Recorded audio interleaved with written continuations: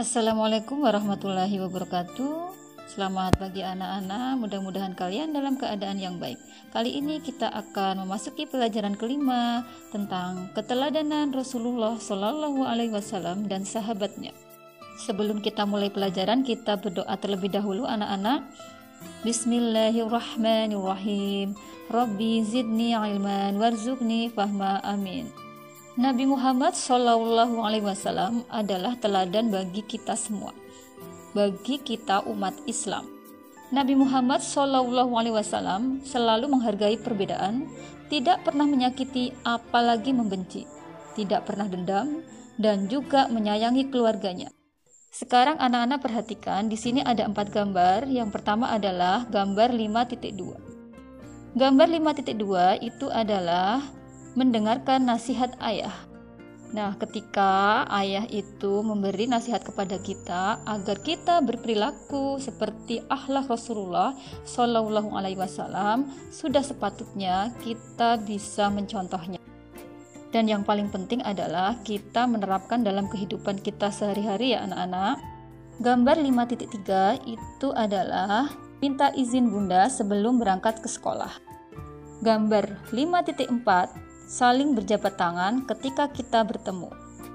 Dan gambar 5.5 adalah ketika kita mau makan, kita harus berdoa terlebih dahulu. Nah, itulah beberapa perilaku terpuji yang harus bisa kita laksanakan ya anak-anak. Kejujuran dan kasih sayang Rasulullah Shallallahu Alaihi Wasallam. Nabi Muhammad Shallallahu Alaihi Wasallam sejak kecil sudah menjadi yatim piatu. Oleh karena itu, beliau sangat mencintai anak yatim dan menganjurkan umatnya untuk merawat, mendidik, serta mencintai anak yatim. Nabi Muhammad adalah nabi terakhir. Nabi Muhammad adalah nabi yang sangat jujur. Kejujuran beliau dapat dilihat ketika beliau membawa barang dagangan Siti Khadijah. Pada usia 35 tahun, Nabi Muhammad Shallallahu Alaihi Wasallam bersama dengan orang Quraisy diminta untuk memperbaiki Ka'bah. Ketika akan meletakkan Hajar Aswad, terjadi perselisihan. Kemudian Rasulullah menyarankan dengan mengambil selembar selendang, kemudian Hajar Aswad itu diletakkan di tengah-tengah selendang itu. Kemudian beliau meminta seluruh pemuka kabilah yang berselisih untuk memegang ujung-ujung selendang itu. Kemudian mereka mengangkat Hajar Aswad itu bersama-sama. Dan setelah mendekati tempatnya, Rasulullah Shallallahu Alaihi Wasallam yang kemudian meletakkan Hajar Aswad tersebut. Sejak saat itu, beliau dikenal dengan sifat-sifat yang terpuji. Para sahabat dan pengikutnya sangat menghormati dan mencintai beliau, sehingga beliau diberi gelar Al-Amin, artinya adalah orang yang dapat dipercaya. Dari kisah tersebut anak-anak, maka kita teladani sifat jujur Nabi Muhammad Shallallahu Alaihi Wasallam, kemudian kita terapkan dalam kehidupan kita sehari-hari. Misalnya, jika orang tua kita minta bantuan untuk membeli sesuatu di warung dan ada sisa uang kembalian, maka uang kembalian itu kita kembalikan kepada orang tua kita. Anak yang jujur pasti disayangi teman-teman, guru, dan orang tua.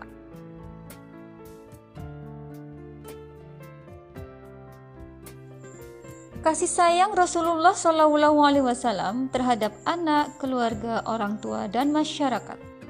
Nabi Muhammad Shallallahu Alaihi Wasallam sangat menyayangi keluarga serta orang-orang yang ada di sekitarnya.